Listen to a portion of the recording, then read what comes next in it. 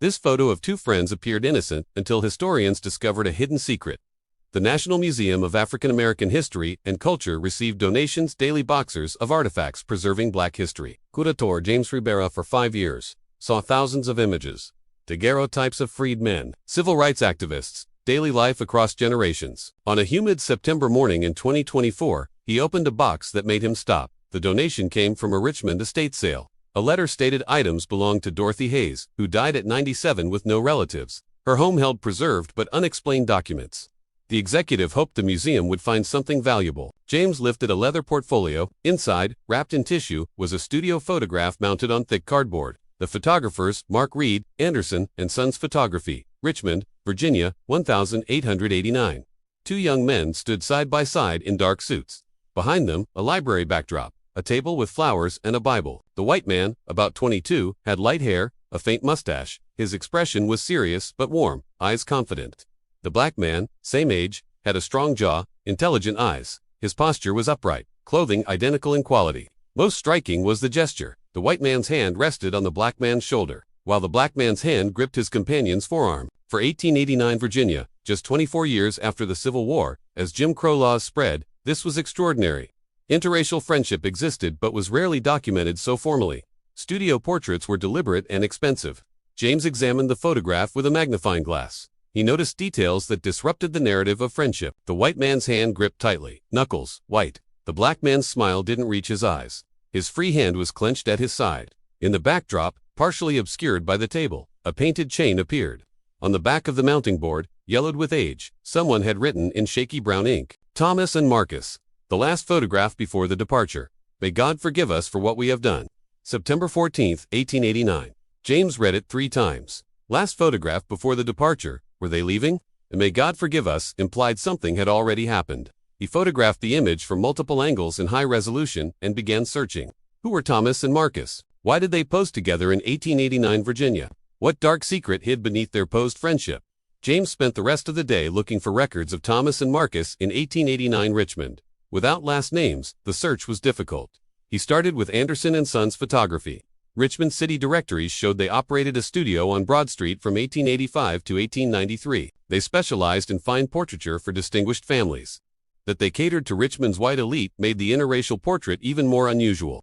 Examining the photograph under different lighting, James noted the suits: expensive, tailored, fine wool, shoes, polished, leather. Everything suggested wealth and status. Yet the black man's posture showed subtle tension, a guarded expression like someone who had learned to be careful. James had seen similar expressions in photographs of freed men, from the Reconstruction era, people legally free but still navigating a constraining world. He decided to approach the search differently. If these were distinguished families, there might be records in Richmond's historical archives, property records, court documents, newspaper mentions. James contacted his colleague, Dr. Patricia Okoye, who taught African American history at Howard University. She had extensive connections with archives across Virginia. Patricia called back within 2 hours. "I'm intrigued," she said. "Can you send me higher resolution scans of the photograph? I want to examine it myself." James emailed her the images. They arranged to meet at the Library of Virginia in Richmond to search property records and newspaper archives from the 1880s and 1890s. That evening, James could not stop thinking about the photograph. Something about this one felt different. The inscription, "May God forgive us," suggested guilt, complicity, perhaps even crime. The chain in the background was unmistakably there. Was it deliberate, or a standard backdrop, taking on sinister meaning only in context? He pulled up census records from 1890, searching for any Thomas and Marcus listed in the same household. The 1890 census was largely destroyed, but fragments remained. After 2 hours, he found an entry that quickened his pulse. In Henrico County, the 1880 census listed Thomas Whitmore, age 13, living with his parents, William and Elizabeth Whitmore. William's occupation was listed as planter. The household included several people listed as servants, including a boy named Marcus, age 13, with no last name. His race was marked as colored. James sat back, mind racing. In 1880, census records often listed black workers without full names. This was a holdover from slavery. If this was the same Marcus from the photograph, he would have been about 22 or 23 in 1889, matching the age of the man in the portrait. Thomas Whitmore would have been the same age, having grown up in the same household as Marcus.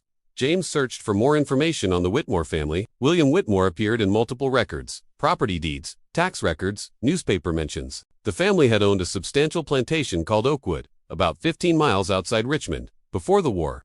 Afterward, they retained the property, though records showed it had been reduced in size. What had happened to Marcus? Had he remained with the Whitmore family after emancipation, and under what circumstances? The 13th Amendment abolished slavery in 1865, but James knew many formerly. Enslaved people remained with former owners, bound by economic necessity, exploitative labor contracts, or intimidation. He needed to see property records, labor contracts, and legal documents to understand the relationship between Thomas and Marcus, whether they had truly been friends as the photograph suggested, or whether something darker lay beneath the posed companionship. James looked at the photograph one more time before closing his laptop. Two young men, dressed identically, hands on each other. But the tension in Marcus's fist, the grip of Thomas's hand, the chain in the background all suggested a story far from simple friendship. Tomorrow in Richmond, he would begin uncovering the truth. The Library of Virginia occupied a modern building near Capitol Square, holding collections that preserved centuries of the state's history, including the uncomfortable truths of slavery, Jim Crow, and racial violence. James met Patricia early Wednesday morning in the research room. They requested Henrico County records from 1860 through 1900, focusing on property deeds, court documents, and labor contracts. The archivist brought boxes of documents, and they divided the work. Patricia took property records. James focused on court files and legal contracts. Within an hour, Patricia found the Whitmore family's property history. The plantation was called Oakwood, she said, spreading out a surveyor's map from 1858 to 1,200 acres. William Whitmore inherited it from his father in 1867, right after the war. The 1860 slave schedule showed the family owned 43 enslaved people. James felt the familiar weight of such documents, each number representing a human life, stolen identity, generations of trauma. "Do we have names?" he asked. The slave schedules listed only ages and gender. Patricia pulled out another document, the 1870 census. The first, after emancipation. William Whitmore was still at Oakwood, but now with employees instead of enslaved people.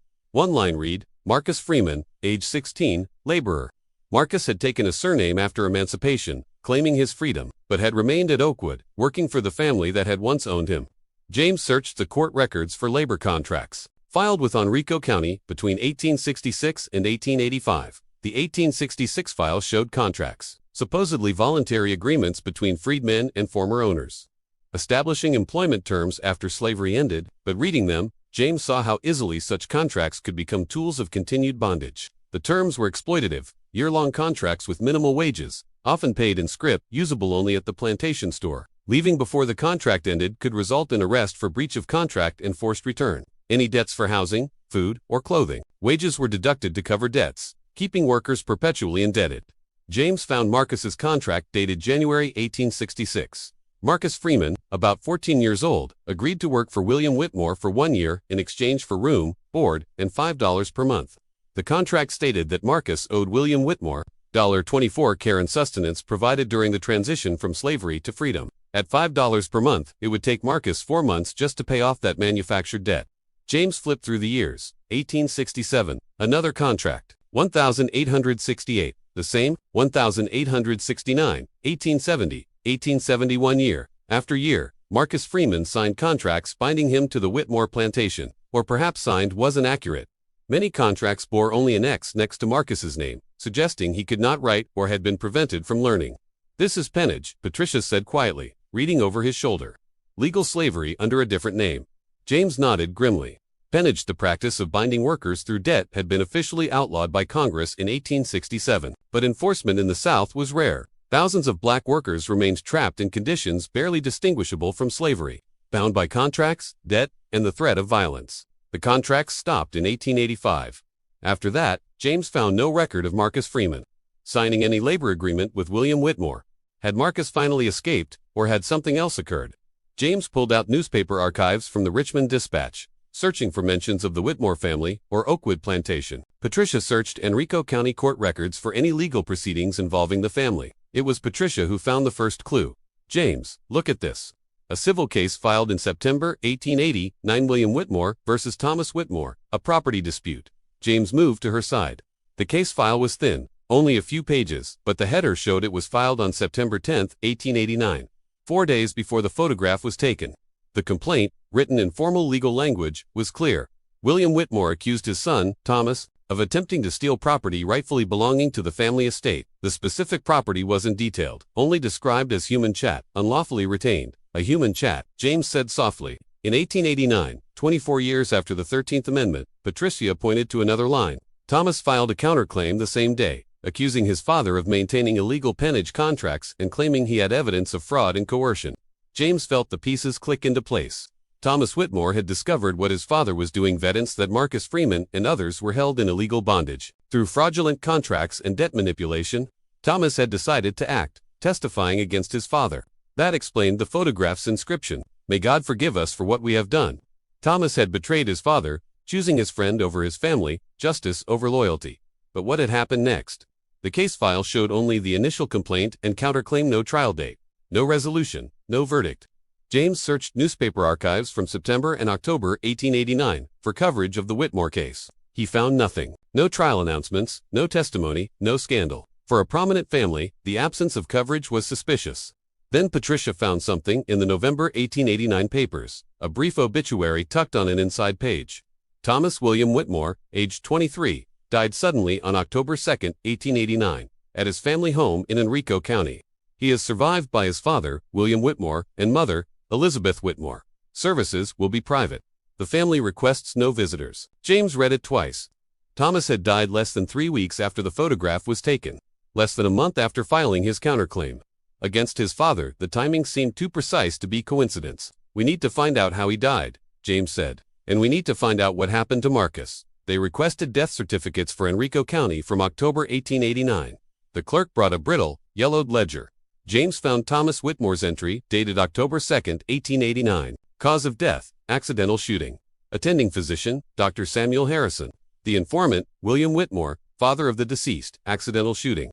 Patricia said skeptically, 3 weeks after Thomas accused his father of illegal pennage. James photographed the page.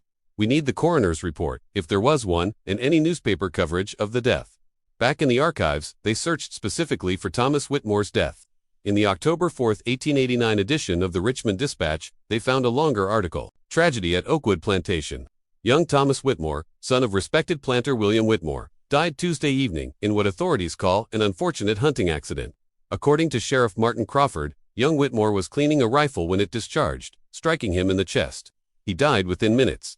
Dr. Samuel Harrison, the family physician, confirmed the death as accidental. The family is said to be devastated by the loss of their only son. The article praised the Whitmore family's standing, noted William's service on various boards, and included expressions of sympathy from neighbors. There was no mention of the pending legal case between father and son. "This is a cover-up," Patricia said flatly. In the shadows of post-Civil War America, a historical mystery unfolds.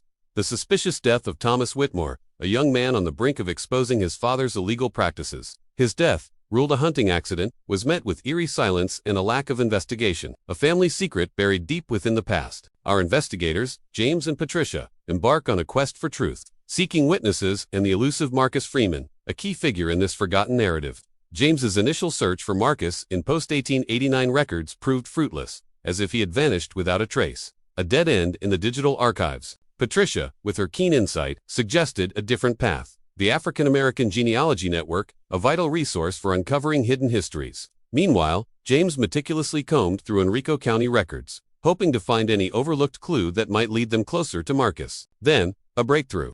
James uncovered William Whitmore's 1912 probate record, a document that held a cryptic, yet promising, clue. Within its faded lines an entry read, "Outstanding legal settlement, Freeman matter, $500. A clear indication of an unresolved issue tied to Marcus. This cryptic entry was the first tangible link, suggesting Marcus Freeman was not merely a ghost of the past, but a man with a history connected to the Whitmores. Patricia's networking paid off. She connected with Dr. Raymond Cole, an expert from the Freedmen's Bureau Project, who soon provided a crucial lead. Dr. Cole's call to James confirmed it.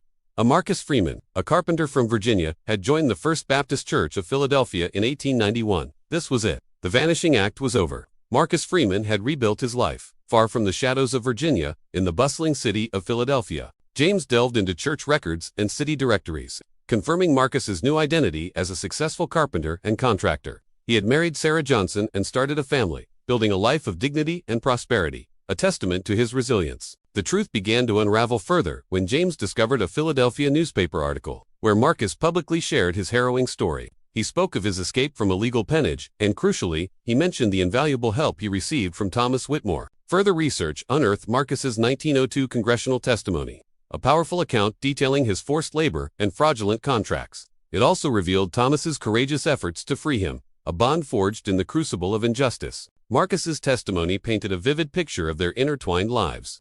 Starting from their youth, growing up together on the Whitmore plantation, Thomas, initially unaware, was shocked to discover Marcus's continued bondage, a stark betrayal of their shared childhood. He began a secret investigation into his own father's illegal pennage system, risking everything to uncover the truth. His commitment to justice led him to decide to file a counterclaim, a direct challenge to his powerful father. As a powerful statement of their bond and Thomas's unwavering commitment, they deliberately took a photograph together. Marcus's testimony also revealed the pervasive fear that gripped both men. The threats Thomas received for challenging the status quo. In 1889 Virginia, challenging powerful men came with grave dangers, a reality that ultimately cost Thomas his life. The photograph, a symbol of their defiance, holds one more secret, an inscription on its back. The next piece of this intricate puzzle. The investigation continues, driven by the echoes of injustice and the enduring fight for freedom. What secrets does the inscription hold? Join us as we unravel this compelling historical mystery, where family secrets, courage, and the pursuit of truth collide. The inscription, "May God forgive us for what we have done," took on new meaning in light of Marcus Freeman's testimony. Thomas knew that filing a case against his father would carry consequences. He was asking for forgiveness, not for something immoral, but for the family betrayal his act of justice required. Marcus's testimony then addressed Thomas's death. Even through the formal language of congressional records, his voice carried a grief that resonated across more than a century. On October 2, 1889, I was working in the carpentry shop at Oakwood, Marcus testified. Thomas had moved into the overseer's cottage to distance himself from his father. That evening, Marcus heard a gunshot from the main house. He ran toward the sound and found Thomas lying in his father's study. Blood pooled around him, and he was barely conscious. He looked at Marcus and whispered, "Run, Marcus. Papers, desk, run." Marcus testified that William Whitmore arrived seconds later with the sheriff. They immediately accused him of attempting to murder Thomas. Knowing he would be lynched if he stayed, Marcus ran. He hid in the woods near the plantation and under cover of darkness, returned to the overseer's cottage that night. "I found the papers Thomas mentioned," Marcus told the congressional committee. "Legal documents signed by a judge ordering my release from all contracts and awarding me compensation for back wages. Thomas had freed me on paper that very day, and his father killed him for it." Marcus took the documents and fled, traveling at night and hiding during the day. Moving north through Virginia, Maryland, and Pennsylvania, he arrived in Philadelphia with nothing but the clothes on his back and the legal papers proving his freedom. "Thomas Whitmore died because he believed I deserved to be free," Marcus testified. "He gave up his inheritance, his family, and ultimately his life. Because he couldn't accept that I was still enslaved, I carry that debt every day." James sat back from his laptop, overwhelmed. The photograph wasn't just a record of friendship. It was Thomas's last gift to Marcus, a proof of their bond and of Thomas's commitment to justice. The fear in their eyes wasn't paranoia. It was knowledge that their defiance would have terrible consequences. Thomas had been murdered by his father, and William Whitmore had used his power to cover it up, bribing the sheriff, ensuring the doctor signed a false death certificate, and keeping the newspapers from investigating. Thomas's accidental shooting had been anything but accidental, but Marcus had survived to tell the truth. He had escaped, built a life, and eventually found the courage to publicly testify about Oakwood. His testimony before Congress contributed to a broader investigation into pennage, which led to some reforms, though enforcement remained weak for decades. James needed to learn what happened to Marcus after his testimony and whether he had descendants who might still hold Thomas Whitmore's documents, perhaps even the original photograph. He contacted the National Archives for any additional materials related to Marcus Freeman's 1902 congressional testimony. While waiting, he continued tracing Marcus through Philadelphia records. The 1910 census showed Marcus and Sarah Freeman still living on South Street. Now, with 4 children, aged 3 to 13, Marcus's carpentry business had grown. He employed 3 workers and owned the building where his shop operated. His success was remarkable, considering he had arrived in Philadelphia penniless just 19 years earlier. James found mentions of Marcus in the Philadelphia Tribune throughout the 1900s and 1910s. He had become a prominent figure in the city's black community, serving on the board of the First Baptist Church, advocating for workers' rights and supporting education initiatives. In 1915, he gave a speech at the dedication of a new school, emphasizing education as a tool for freedom. But it was a 1920 article that gave James his next breakthrough. The Tribune featured successful black business owners in Philadelphia, including a detailed profile of Marcus Freeman. The article mentioned that he kept in his office documents from his past that reminded him daily of the cost of freedom. James realized these documents might include Thomas Whitmore's legal papers, letters, and possibly the original photograph. He searched for Marcus's death record and found it in the 1935 Philadelphia Vital Records. Marcus Freeman had died on July 12, 1935, at age 70. His obituary in the Tribune detailed his business accomplishments and community service, noting he was survived by his wife Sarah, 4 children, and 9 grandchildren. James began tracing Marcus's descendants. The eldest son, Thomas Freeman, likely named after Thomas Whitmore, had become a teacher in Philadelphia's public schools, working from 1925 to 1960. His younger son, William Freeman, moved to New York and worked as a postal clerk. The daughters, Elizabeth and Dorothy, remained in Philadelphia. Dorothy Freeman Hazley name clicked in James's mind. That was the name on the donation letter. The estate sale in Richmond had come from Dorothy Hayes, Marcus Freeman's granddaughter. James pulled out the original donation letter and read it again. Dorothy Hayes had died at 97, born around 1927, making her Marcus's granddaughter. The letter noted that her home had been full of historical documents and photographs whose significance had never been explained. Marcus's granddaughter had inherited his papers and kept them for decades, unaware of their importance. Upon her death, they ended up in an estate sale, eventually landing on James's desk. He immediately called the estate's executive, a lawyer named Jennifer Park. "Miss Park, this is James Rivera from the National Museum of African American History and Culture. You sent us a donation from Dorothy Hayes' estate. I need to know if there were other items, papers, documents, photographs that weren't included." Jennifer Park sounded surprised. "Yes, we donated what we thought was historically significant. But there were boxes of family documents set aside for potential relatives. We haven't located any living descendants yet. Those papers might be crucial," James said, heart racing. "They could include documents related to a major historical case about peonage and illegal labor practices. Could I examine them?" Jennifer agreed to meet him at her office in Richmond the following day. James immediately booked a flight and called Patricia to share the news. Dorothy Hayes was Marcus Freeman's granddaughter, he explained. She had his papers, and they might include the very documents Thomas Whitmore had died to give him. "This is incredible," Patricia said.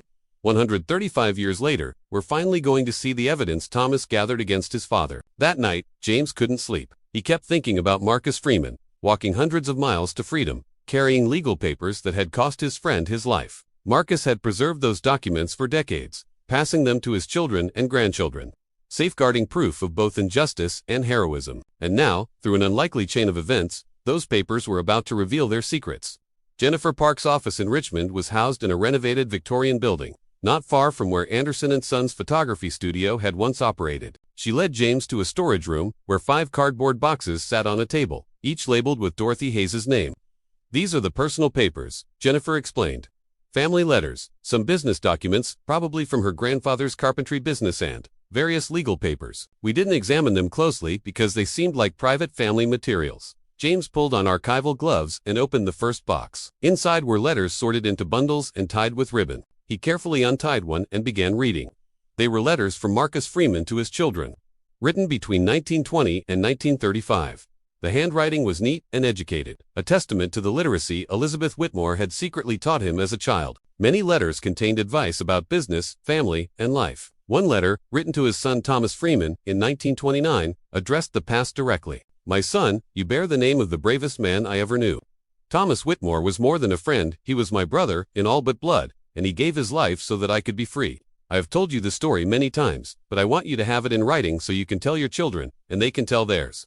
The truth must not die with me." The letter recounted the story Marcus had shared in his congressional testimony, but with more intimate detail. Memories of growing up with Thomas, of Elizabeth Whitmore secretly teaching them to read, and of Thomas's horror upon discovering that Marcus was still bound in illegal peonage. James photographed each page carefully and moved to the second box, which contained Marcus's business records, ledgers, contracts, and employee files from his carpentry business. Marcus had kept meticulous records, perhaps a reflection of how fraudulent records had once been used to enslave him. The third box held the items James had been most eager to see. Wrapped in oilcloth to protect them from moisture and age were legal documents from 1889. His hands trembled as he unfolded them.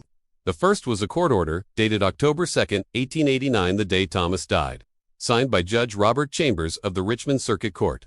It ordered Marcus Freeman's immediate release from all labor contracts with William Whitmore, declared the contracts fraudulent, and awarded Marcus $500 in back wages, the same sum noted in William Whitmore's 1912 probate file. The second document was an affidavit signed by Thomas Whitmore, detailing the evidence he had gathered, copies of fraudulent contracts, ledgers showing unpaid wages, and testimony from other workers trapped in peonage. Thomas's handwriting was confident and precise. He concluded, "I submit this evidence not as a son betraying his father, but as a citizen upholding the law, and as a friend honoring the humanity of Marcus Freeman, who has suffered years of illegal bondage at my family's hands. If there is shame in this testimony, it belongs to those who maintain such systems, not those who expose them. I am prepared to accept any consequences that come from speaking this truth." James sat back, overwhelmed. Thomas had known the risk. He had filed these papers knowing his father might retaliate, and he had done it anyway because Marcus's freedom mattered more than his own safety. The third document was a second print of the photograph James had seen in the donation, with a note in Thomas's handwriting to Marcus. "This photograph was taken so that no one can deny our friendship or question my sincerity in advocating for your freedom. We stand as equals here, as we should stand under the law. If something happens to me, use this evidence to prove the truth. Your friend always, Thomas Whitmore." September 14, 1889. James photographed everything, his mind racing. Thomas had prepared for his death. He had given Marcus not only legal documents freeing him, but the evidence needed to prove the truth if William Whitmore tried to erase it. The fourth box contained newspaper clippings Marcus had saved, articles about peonage, labor rights, and the slow march toward justice. Buried among them was a brittle clipping from a Richmond paper. November 1912. William Whitmore, prominent planter, dies at 78. James, read it. The article praised Whitmore as a respected citizen and successful businessman, making no mention of Thomas's death, peonage, or the truth. William Whitmore had died with his reputation intact, but Marcus had preserved the evidence. The fifth box contained personal items, Marcus's Bible, a pocket watch, and a small leather journal.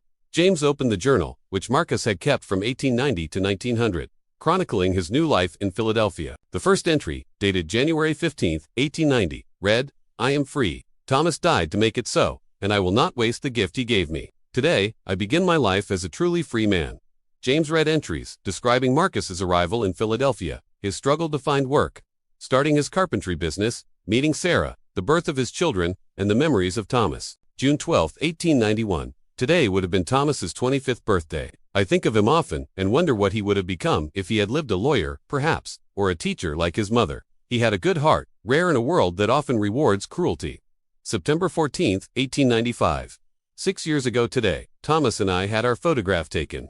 I look at it sometimes and remember his courage. He knew what his father might do, and he moved forward anyway. I tried to live my life in a way that honors his sacrifice. October 6, 1900, 11 years since Thomas died. My son Thomas is learning to read. I teach him every night the way Thomas's mother taught us. I tell him about the man whose name he carries and why courage matters more than comfort. James closed the journal, deeply moved. Marcus had never forgotten. He had carried Thomas's memory for nearly half a century, passing the story to his children, preserving the evidence, ensuring both the injustice and the heroism would endure. Over the next 2 days, James meticulously documented every item from Dorothy Hayes's estate. With Jennifer Park's help, the documents were professionally preserved and donated to the National Museum, where they would be available to researchers and the public. But James had one final task: tracing living descendants of Marcus Freeman to share the story. And, if possible, identifying descendants of Thomas Whitmore so they could know the truth of their ancestors' courage and sacrifice. Patricia helped him begin tracing the Freeman family line. Marcus's son Thomas had 3 children. One of Marcus Freeman's children, Marcus Freeman II, became a civil rights lawyer in the 1960s. Marcus II had 2 daughters, both still living, who carried on his legacy. Patricia located the older daughter, Dr. Alicia Freeman, a retired professor of African American history in Oakland, California. James Rivera's heart raced as he dialed. He was a curator at the National Museum of African American History and Culture. "Dr. Freeman, my name is James Rivera. I'm a curator at the National Museum of African American History and Culture. I've been researching your great-great-grandfather, Marcus Freeman, and I've discovered some remarkable documents about his life and his extraordinary friendship with a man named Thomas Whitmore." There was a long pause on the line. Then Alicia Freeman spoke, her voice thick with emotion. "Thomas Whitmore. I know that name. My grandfather, Marcus Freeman II, told me stories about him when I was a child. He said Thomas Whitmore was the reason our family was free, the reason we exist at all. But we never had proof, never had documents. Just stories passed down through generations." "I have the proof," James said. "I have the legal documents Thomas Whitmore filed to free your great-great-grandfather.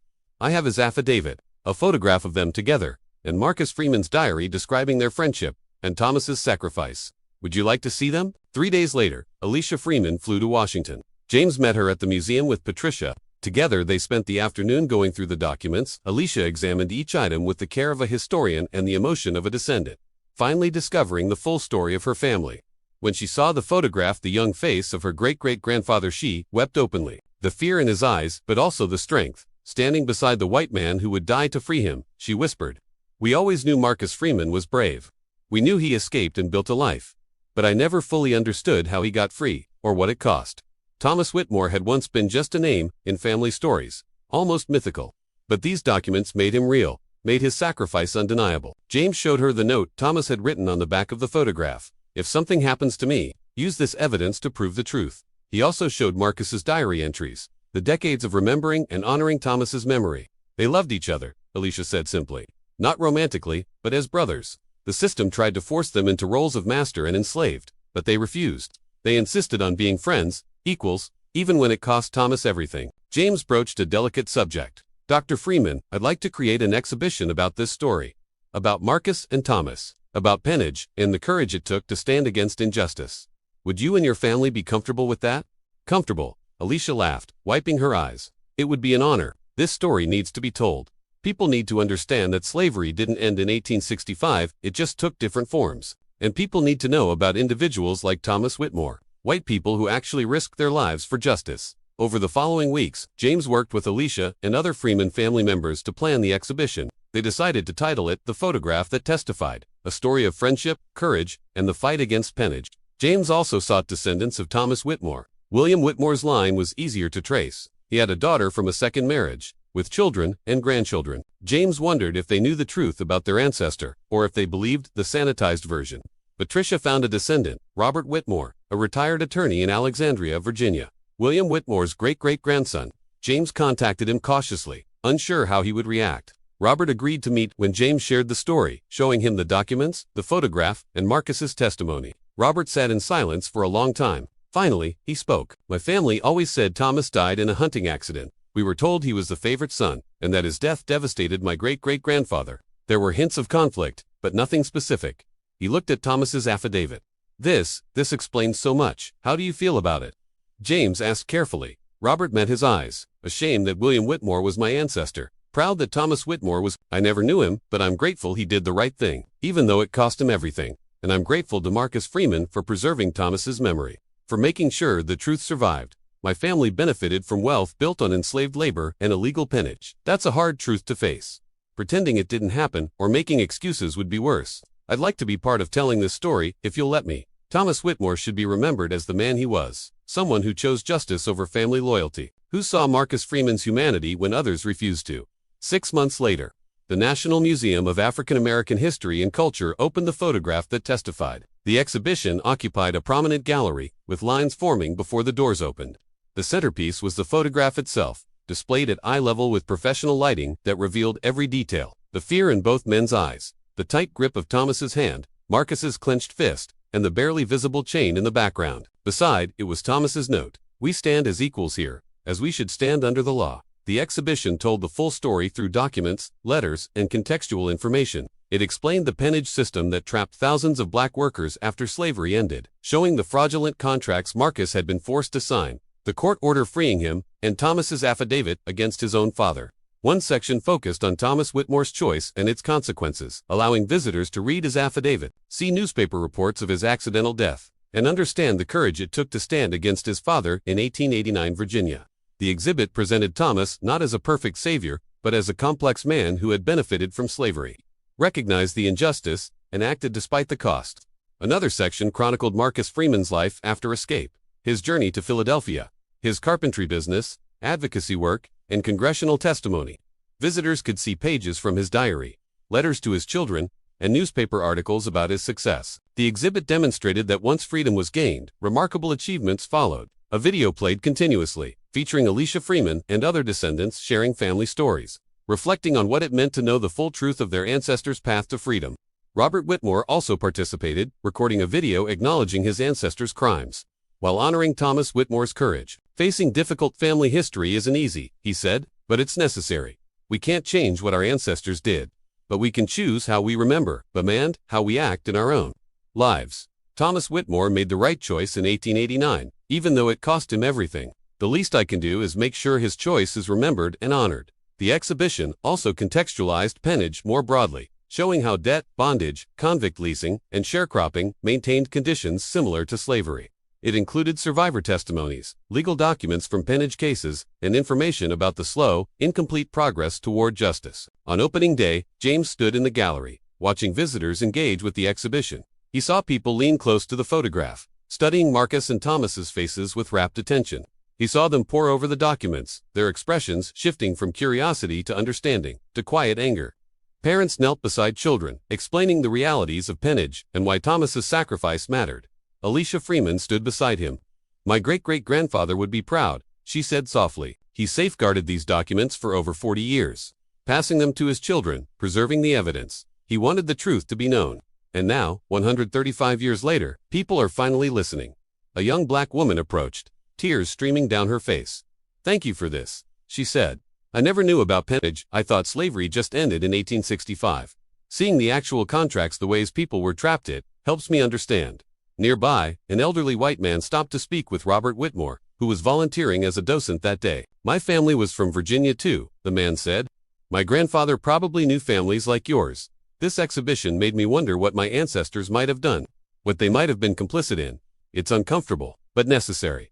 Throughout the day, visitors engaged deeply, reading every document, watching the videos repeatedly, sitting with the weight of the history before them. The photograph, which once seemed to capture simple friendship, revealed itself as a layered testimony to courage, injustice, and bonds that could transcend the dehumanizing systems of racism. As the museum prepared to close that evening, James walked through the gallery one last time. He stopped in front of the photograph, studying the two young men frozen in time. Marcus Freeman, who would survive to build a remarkable life and preserve the truth for future generations, and Thomas Whitmore, who would die for justice just 18 days after this image was taken. Thomas's inscription echoed in James's mind. "If something happens to me, use this evidence to prove the truth." Thomas had known he might die. He had prepared for it, ensuring Marcus would have legal proof of his freedom and irrefutable evidence of what had really happened. Marcus, in turn, had honored that trust, carrying the documents hundreds of miles, safeguarding them for decades, passing them to his children with instructions to remember. The photograph had been taken as evidency visual testament that Marcus Freeman and Thomas Whitmore stood as equals, that their friendship was real, that Thomas's commitment to justice was genuine. For 135 years, it had waited in albums and boxers, surviving generations, finally arriving at James's desk, through a chain of improbable circumstances. Now, the photograph had fulfilled its purpose. The truth it documented had been revealed, honored, and believed.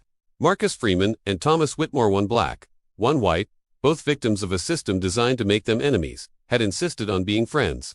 Their legacy transcended their era, inspiring future generations to choose courage over comfort, justice over blind loyalty, and common humanity over the artificial divisions of race. What had once been an innocent image hiding a dark secret had become a powerful symbol of resistance, sacrifice, and solidarity. As visitors filed past, seeing it clearly for the first time in over a century, James thought of the countless other photographs waiting to be examined, the untold stories hidden in plain sight, and the truths that still deserved to be uncovered and honored. The work of remembering, fully, faithfully, and courageously, would continue.